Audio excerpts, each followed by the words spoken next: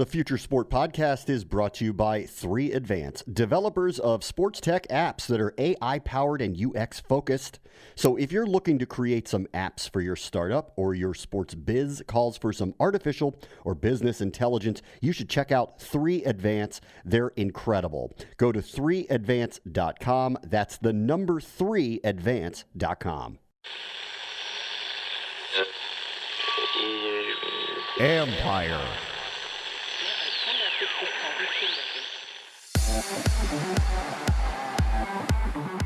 The traditional media, they're not only dealing with technology, but changing tastes in sports. Sort of every 2 to 3 years, you see a sea change in the lineup of talent. And I guess in that realm, then you either fall in love with the player or you fall in love with the team, but they're not one and the same anymore. That's David Gall, chairman and CEO of Gall Media, which includes the SB Nation radio network. They're toggling between being tech-forward and serving the existing audience. This is the Future Sport Podcast. I'm Bram Weinstein.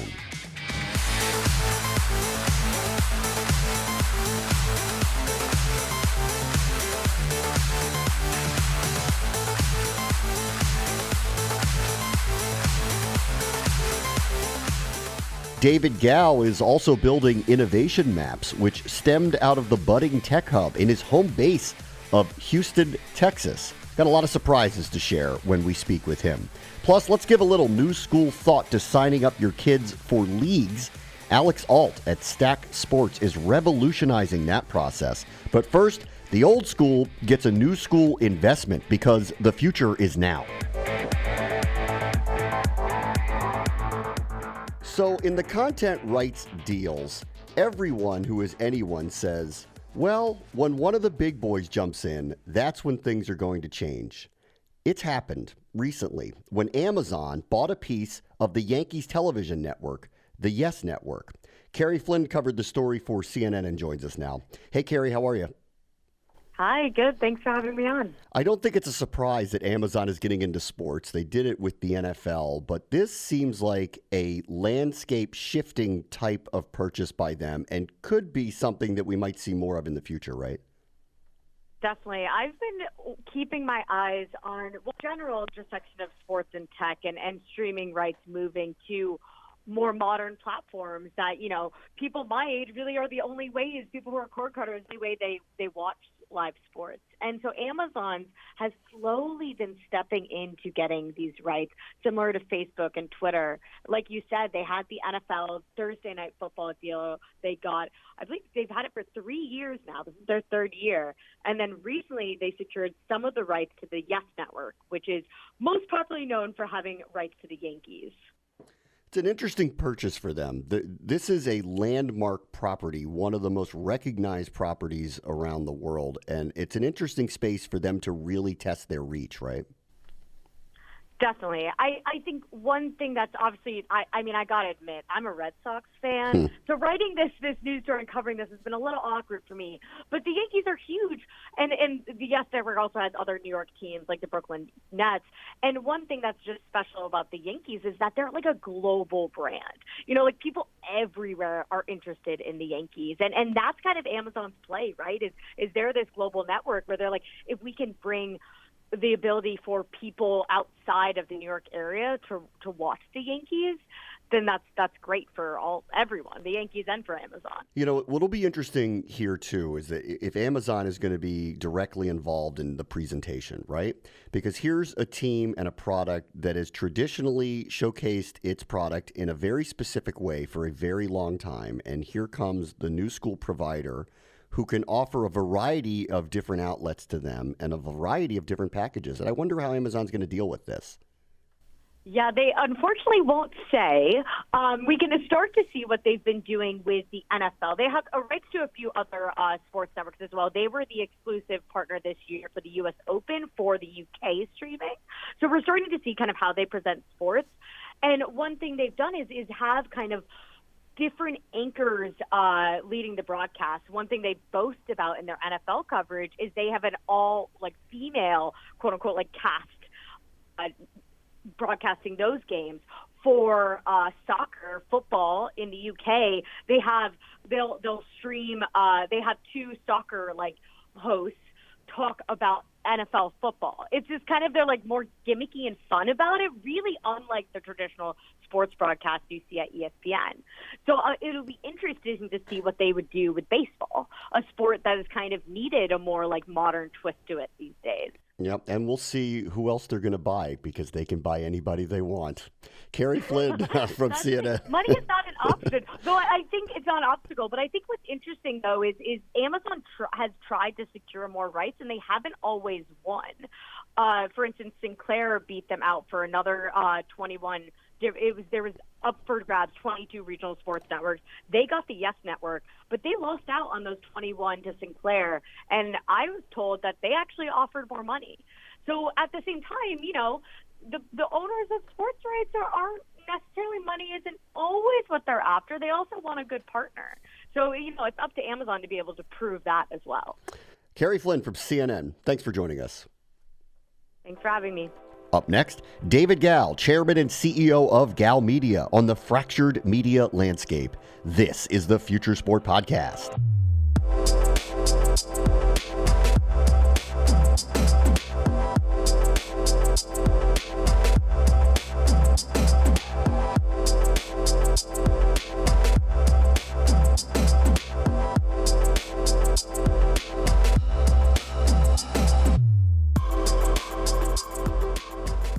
The future of the media landscape. It's a tough call across the board. How, where, what devices, which platforms win rights, how are games presented? It's a media Wild West right now, and one that our guest David Gall, the chairman and CEO of Gall Media, is navigating daily.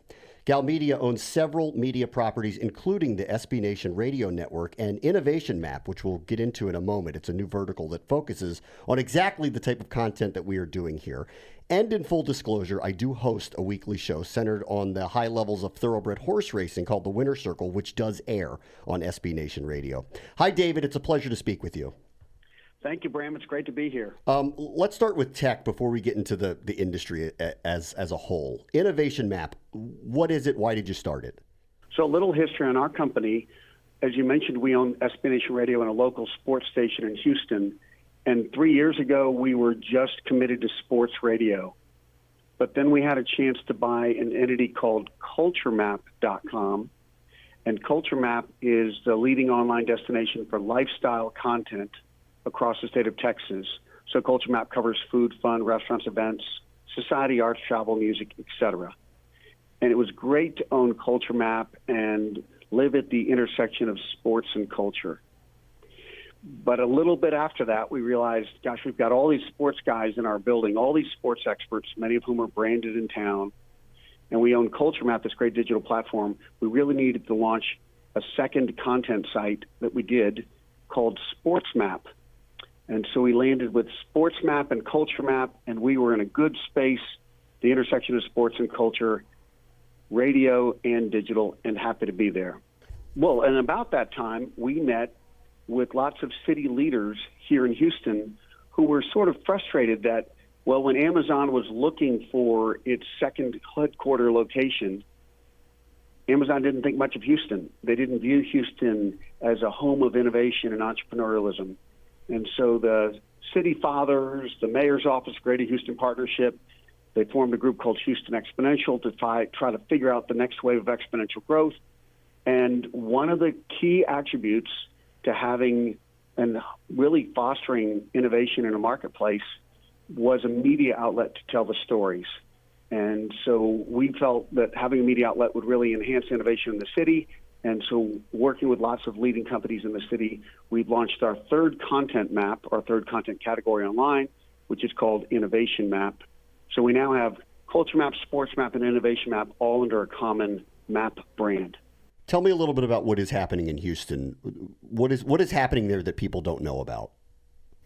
So what's happening that's really exciting is this has always been a city that has had lots of entrepreneurial activity, and particularly great excellence and innovation in the energy and in the medical arenas. But the city is really working on rounding out and organizing lots of the entrepreneurial activity. So we are working hard at taking or creating innovation hubs in different parts of the cities.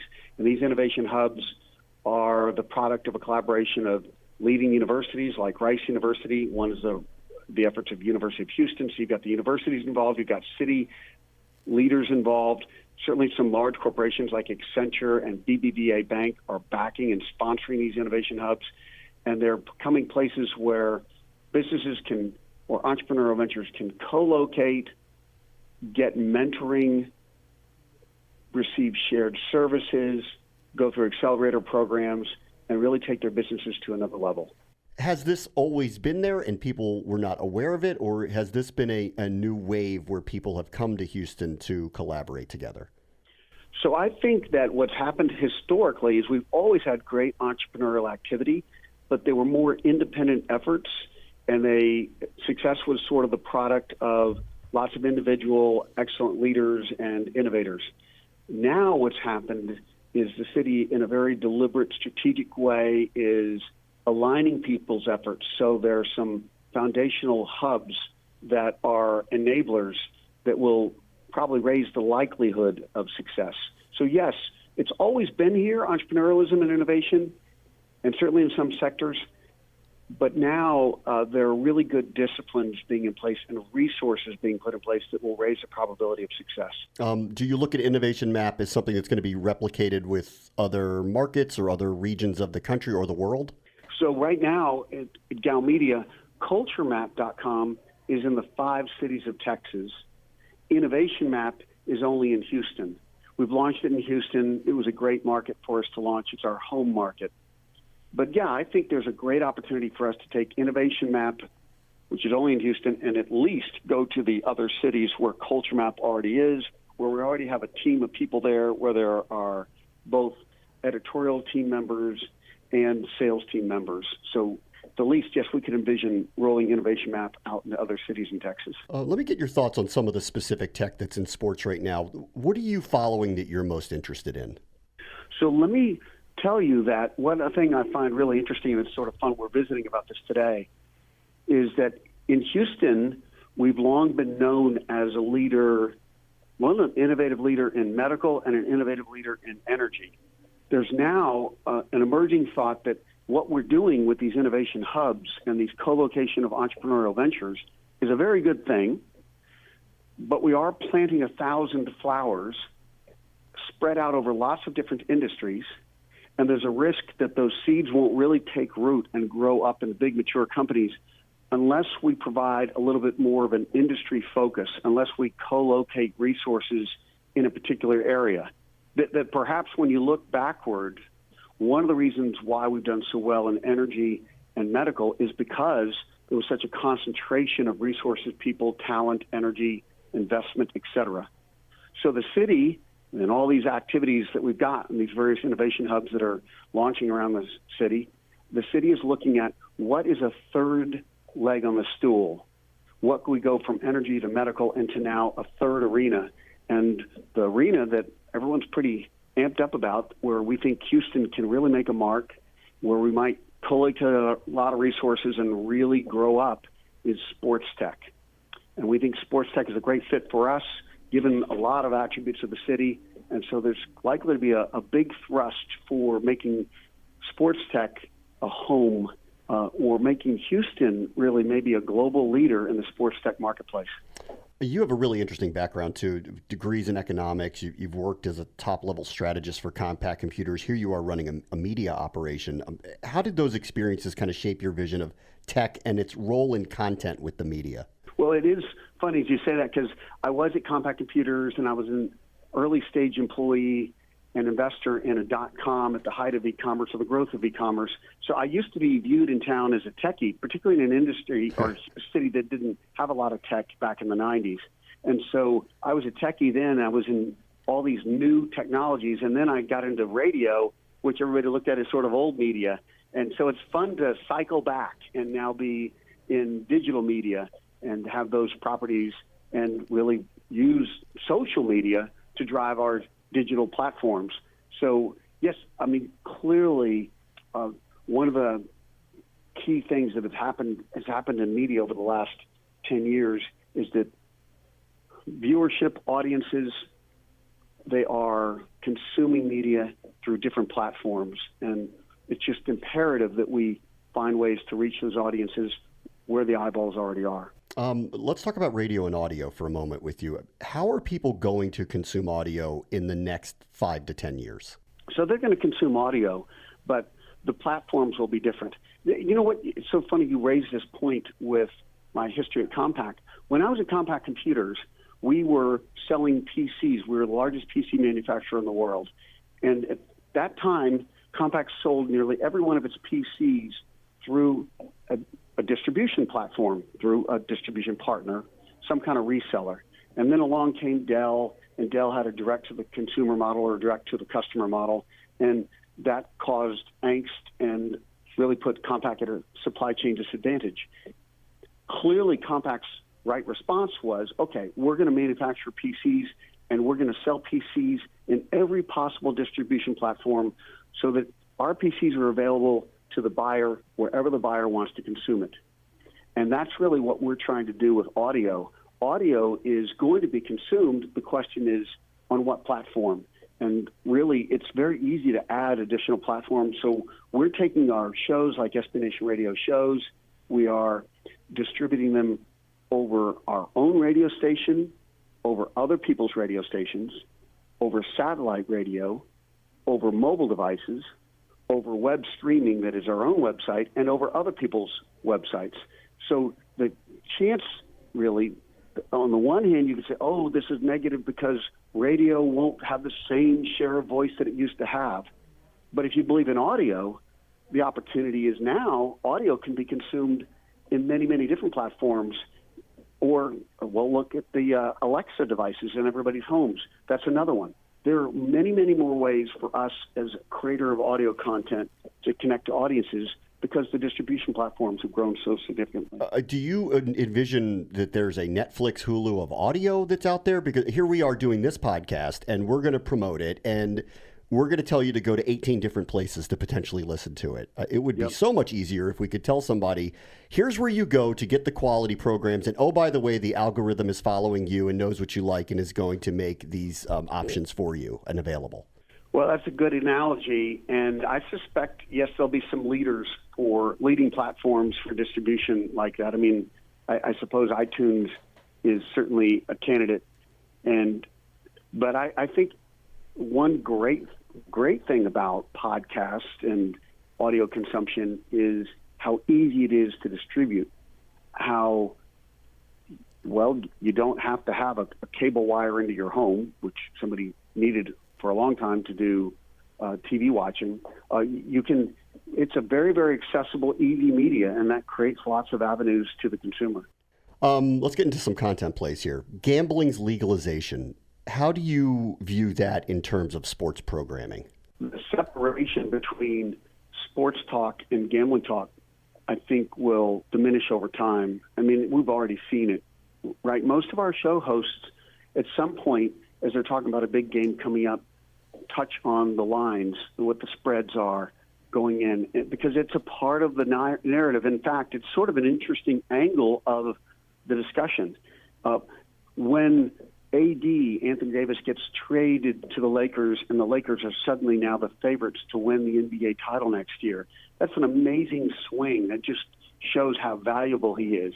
And so, yes, I think that the vernacular of gambling, all of those discussions are going to be woven into sports talk. They're just going to be endemic there. And I don't think that there's going to be a huge separation of church and state anymore. I think it's going to become more of a blend. And I know this is a bit out of the realm, but maybe it falls into audio as well. There's a lot of discussion of what the second screen experience is going to be. So I wonder how you envision how the leagues and their partners are going to deal with the same event with multiple options to the viewer. The league and everybody's just going to have to accept this is coming, right? I mean, there's so many things when technology gets out, you just can't hold back. And the whole fan engagement frontier is really exciting. I mean, you can even get to the leagues.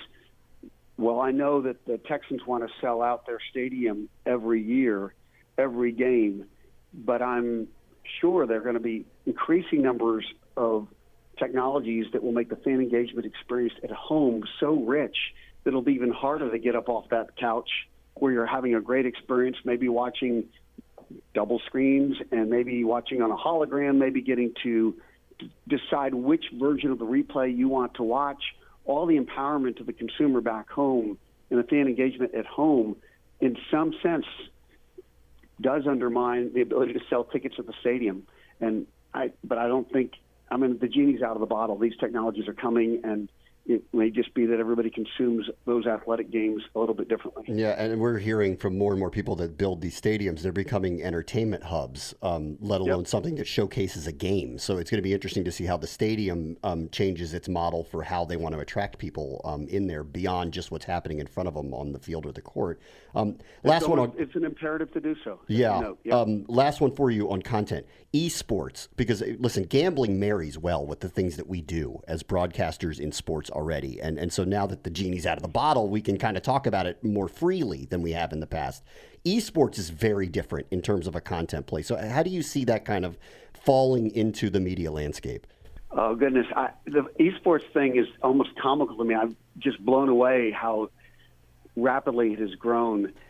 And I've got an investment in a company that is right at the cutting edge of holding big esports tournaments and is doing a great job. It's called Mainline, and they've just demonstrated to me or opened my eyes to what a significant thing esports is going to be. We don't talk about it much on the air. It almost feels like a different audience. But I may be naive about that. I really don't know what to do in terms of commenting on esports. I guess the day could well come. Well, universities are giving scholarships to esports players. So the day could come where we would be talking about how the Longhorns beat the Sooners in esports. But I'm left to speculate and scratch my head on that one. That day is probably coming. It's just esports has always been ahead of my own personal imagination. It's been racing way ahead of what I could envision esports would be. Yeah, I agree. I'm a full believer in the business model of it. But for what we do and what we're talking about here as for a living, it doesn't seem to fall into the category of the same audience. So I'm at a loss with it too, that I don't know what happens with it as you try to present it. But in that regard, we're talking about kind of old school fans and new school fans. I wonder if you think the definition of being a fan has changed through the years. Well, one thing I definitely feel is that I grew up in an era where I really, really, really rooted for teams, and my kids often root for the team that they created through fantasy. So they may, if it's a team I don't care about, late on a Sunday, I might not even watch the game, but they're going to stay and continue to watch because they've got one of their fantasy players on that late game. And so, yes, that's one thing. Team allegiance is less than it used to be. I think it's lighter than it used to be because of fantasy sports, which effectively dismembers the NFL team and creates an independent team that's an amalgamation of players across the league. So that's sort of an interesting change for sure. And then I guess when we get to a more migrant landscape, people, I guess the other thing I would say, yes, people move around more and players move around more.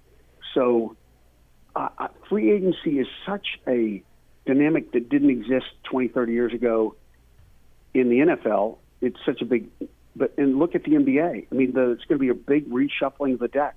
And it happens sort of every 2 to 3 years. You see a sea change in the lineup of talent. And I guess in that realm, then you either fall in love with the player or you fall in love with the team. But they're not one and the same anymore. People are bouncing around much more, and that's definitely a different element to the landscape today. Yeah, and the globalization too.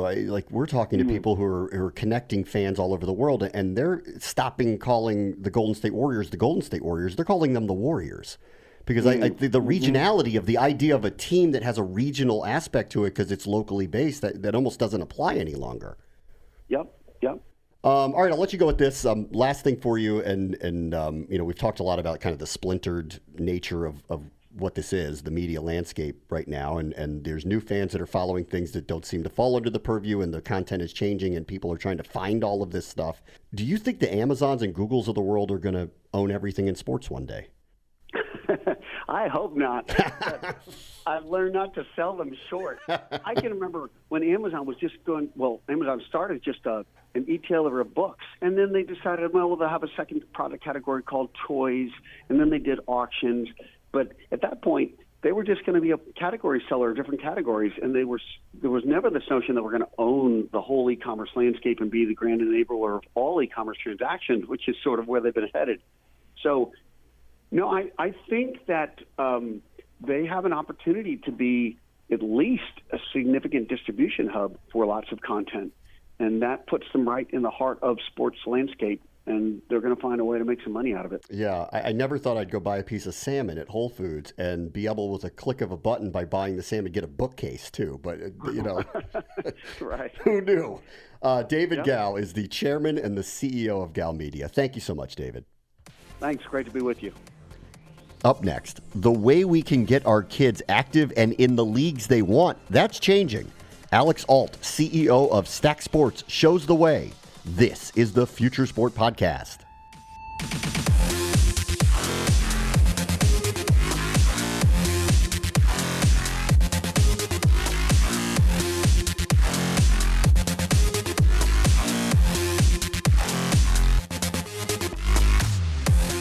So let's take a minute here to thank our friends at 3Advance. These guys are ranked one of the nation's top app developers, but that's not all. They've helped grow a bunch of sports tech startups like Team Builder, T-Box Tour, and In-Game Fantasy, but they're also experts in user experience, cloud APIs, and artificial intelligence. So if you're looking for a dev partner to bring your future sport tech to life, look these guys up. Go to 3advance.com. They're the team to make it happen, and advance you will. That's the number 3advance.com, and tell them Future Sport sent you.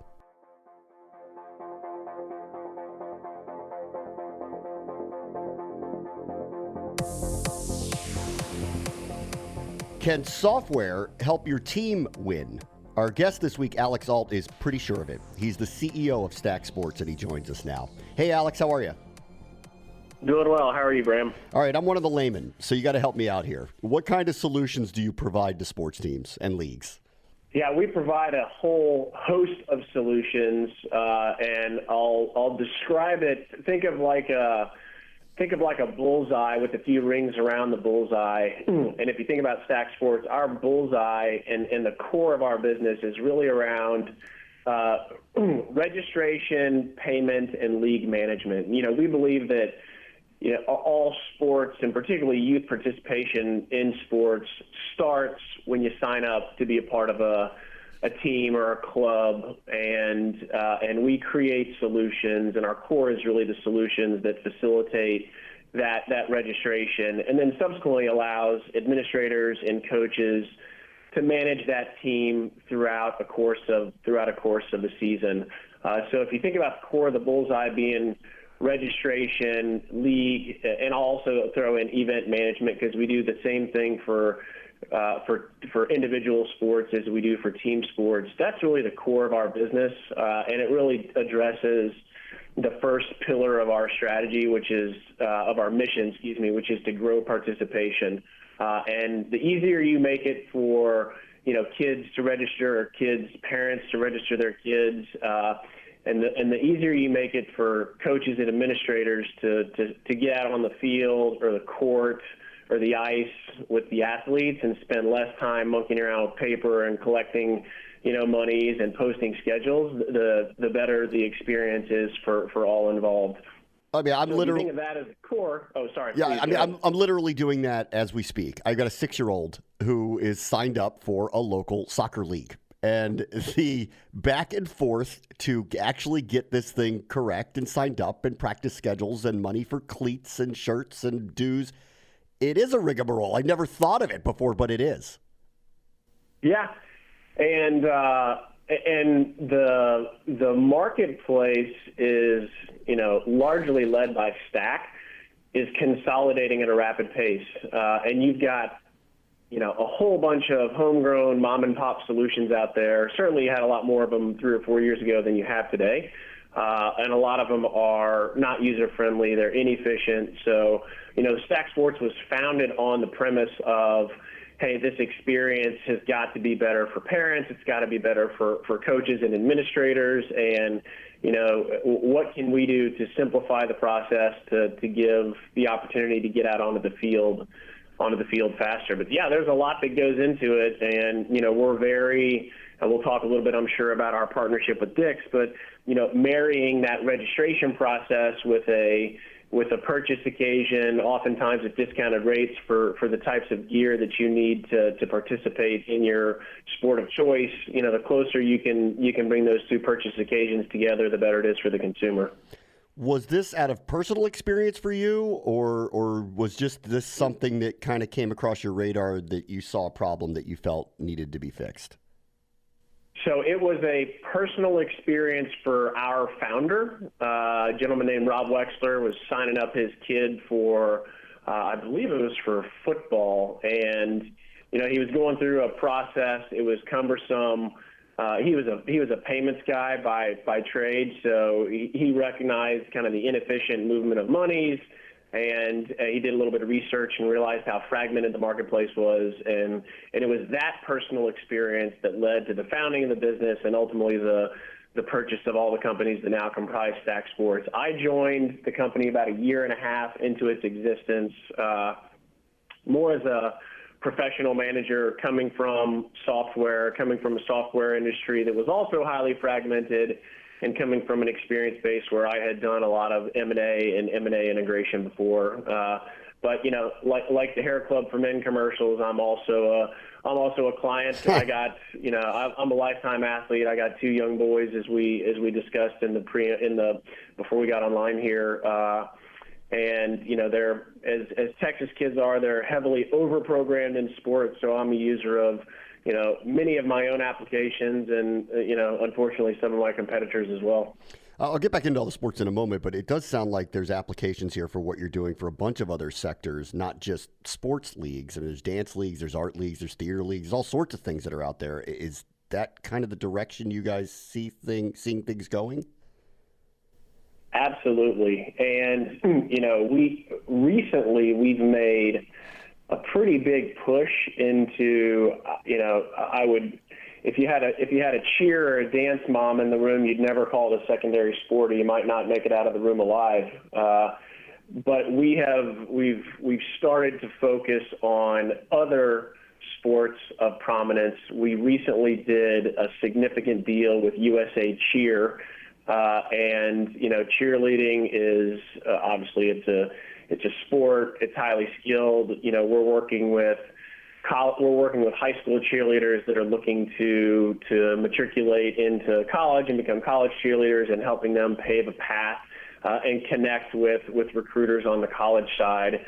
Another sport that you wouldn't necessarily think of is rowing. We own a business called Regatta Central, which is the preeminent registration, league, and event management platform for rowing. We handle the vast majority of rowing events in the U.S. and a number outside the U.S. So we're not just thinking about soccer, football, basketball, the traditional Big Six.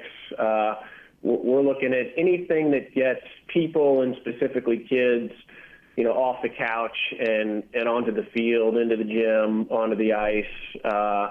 And we see a lot of opportunity in some of the other less traditional or non-mainstream sports. Oh, so some of this is really mission oriented, right? You want to get activity going. Yeah, and we're steadfast in our mission here at Stack Sports, and it's threefold. It's grow participation, simplify administration, and develop athletes. Put simpler, get them onto the field. Give them more time with their coach, and take away some of the administrative burden, and then help them to become better athletes and rise to whatever level they want to rise to. Which really, not to circle back to our initial discussion, but if you think about that bullseye, if you think about those registration, league and event management, software assets as the core, We've then surrounded that core with other software assets and operating assets that help athletes get better at their particular craft, whether it's Captain U, which is a recruiting platform that connects high school athletes with college coaches, or Global Aptitude, which is basically a digital game planning and video training application that athletes use to help prepare for games and get better. We operate a number of entry level all the way up to the most elite camps and combines across a number of sports to help athletes improve. So, we want them participating, but then to the extent they want to get better and improve, we want to have products and services that help them do that as well. You mentioned the recruitment tool. I wanted to get into that with you for a moment. Can you kind of describe how that works from the user experience to what is the goal here, which is probably to get a scholarship and play somewhere? Yeah, the goal for Captain U is simple. It's to help high school athletes make college teams. And the best way to think of it is to use an analogy from the business world, is it's the LinkedIn of college recruiting for high school athletes. We basically find ways to digitally and through events to identify competitive college athletes that may or may not have an interest in competing at the collegiate levels. And then we enroll them in our software application with a free profile, and they can upload content. They can upload videos and sports clips and profiles and pictures and grades, and then we basically facilitate an interaction with college coaches who are interested in kids of a certain profile for certain sports, and we try to facilitate that connection and ultimately help that kid make a college team. Are you seeing a lot of success with that? Absolutely. I wish I had the number offhand, but the number of kids that flowed through our ecosystem last year that ended up enrolling and making a college team was in the thousands. We have tens of thousands of subscribers. We have hundreds of thousands of athletes who have created profiles, and we think it's a great way to help, like any of these networking applications, to help high school athletes, find the college and the coach of their choice, and give them a chance to showcase their capabilities, both athletic and academic, in a much more efficient way. The reason why we're talking to you today was the recent news with your company, which is you acquired Affinity Sports and Blue Sombrero. So they do what for you? They add a significant footprint of national governing bodies, state sport associations, clubs, and leagues to an already large footprint. So you remember me in the opening comments talking about that bullseye around registration and league management, and they have a significant footprint in registration and league management. So they bring to our ecosystem, over 10,000 clubs and leagues across all sports. They bring, close to 50 national governing bodies of sport. They bring deep relationships with the likes of Little League Baseball, Pony, Pop Warner, American Youth Soccer, U.S. Youth Soccer. We have a relationship already with U.S. Soccer Federation. Together, we now have close to, the majority of the youth state soccer associations. So it is a direct complement to what we're already doing. What they also bring us is a great team and a great culture. And, when you do M&A as much as we have, in some cases you're buying customers, in some cases you're buying tech, in some cases you're buying team. I feel like with this particular acquisition, we got all of the above in spades, and we got great technology, we got a great team, we got a large customer base, and we're looking forward to serving them, in a high quality way like they've been served, but also to expand the types of value that we can bring to them. And you had mentioned Dick's Sporting Goods earlier. I want to get to that relationship here for a moment as well. Obviously, if you are helping streamline signups of registrations around the country, all of these people need equipment. So it seems like a natural partnership that you would work with somebody of that level. So can you kind of describe what that relationship is? Yeah, and to be clear, we acquired these software assets from Dick's Sporting Goods. Yeah. They had entered this business initially, I think, in 2012, and then they bought a second business around 2016. And Dick's is a fantastic company, but there's a big difference between operating a software company and operating a sporting goods retailer. I think they did a great job with these assets. But in our extensive discussions with Dick's, we said, hey, we are a software company. That's all we do. And specifically, we're a sports software company, sports software and payments. Let us do what we do best, and let's have you do what you do best on the retail operating side. So that was really the catalyst, which is, can you take the things that each of us do best, put them together in a way that we can have a long-term healthy partnership. And I'm thrilled that we were able to reach the finish line on the deal to acquire the software assets from Dick's, but also, at the same time, enter into a long-term retail partnership where we can, as I mentioned earlier, take that sporting goods purchase occasion and really tailor it to, the athlete or the parent and get it closer to, the time when they need the gear. So we're looking forward to working with Dick's Sporting Goods to target the consumers that are in our ecosystem, to target them with high value offers at the right time in the right place. And for what it's worth, Dick's has a very similar mission to Stack Sports. They're all about participation in sports. They're all about youth participation in sports. They've got a foundation called Sports Matter, which is, again, just a way for them to promote what they think is something that creates positive impacts on the lives of kids and parents and society. And I think having a common mission with what Dick's is about made this deal happen and made the long-term partnership attractive for both parties. I should also mention that in addition to Dick's being a retail partner for Stack, that Stack is also the official league management software provider for Dick's Sporting Goods. So just like we would be promoting their retail offerings, they are actively promoting our software solutions in their ecosystem. And in many cases, they'll retain relationships directly with many of the national governing bodies that we serve from a software perspective. I'll let you go with this because there's a lot, it seems, going on here, and all of it kind of converging here. It feels, maybe just in this conversation, it feels like it's all kind of converging at the same time. You have a lot of things going on. What's the ultimate goal for the company? Yeah, there is a lot going on, and there's still there has been a lot of consolidation in the industry. And I'd say the ultimate goal for the company is to serve as many sports organizations and athletes as possible, and to start to weave together the different components of technology in a way that makes it easier to administer, allows for more time on the field, and allows kids and adults to get better. There are a lot of software solutions that serve the athletic space.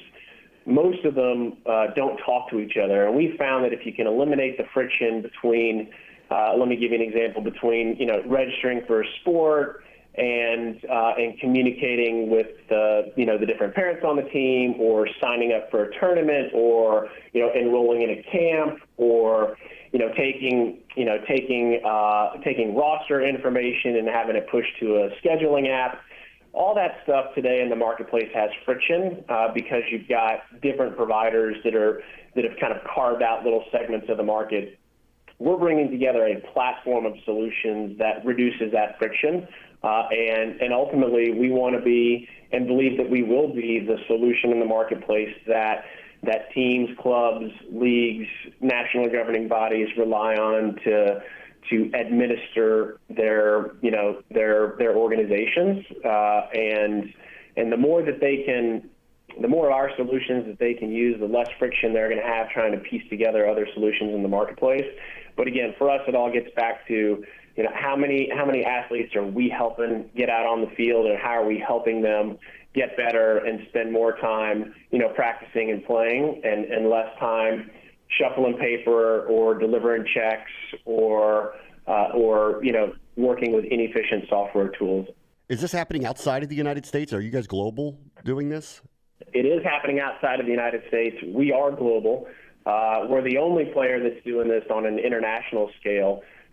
Since my tenure here, our focus has been disproportionately on North America, but we have a Melbourne, Australia-based business that does exactly what we've been talking about in Australia, New Zealand, and the UK. We think that the global play here, the international play, is a huge opportunity for Stack Sports, but I know you've read up on the business. We've done a heck of a lot in a short period of time, and we want to make sure we get it right here in North America first. But we think there's a tremendous opportunity to expand that footprint. And I'll say that there's some features and capabilities in the assets that we just acquired from Dick's and Blue Sombrero and Affinity that I think will accelerate our ability to expand our footprint into new international markets. And these are capabilities that some of our existing applications didn't have. So I'm excited about the international prospects, but it's a big market. It's complex. Great news is we have an underlying payments platform that's already basically tuned to go anywhere in the world. We just have to ensure that the software that sits on top of that platform is also ready for other languages and the style in which they administer their sports. Alex Alt is the CEO of Stack Sports. Thanks, Alex. Thanks, Bram. Have a great day. That will do it for us this week. Remember, the future is now. This is the Future Sport Podcast. I'm Bram Weinstein.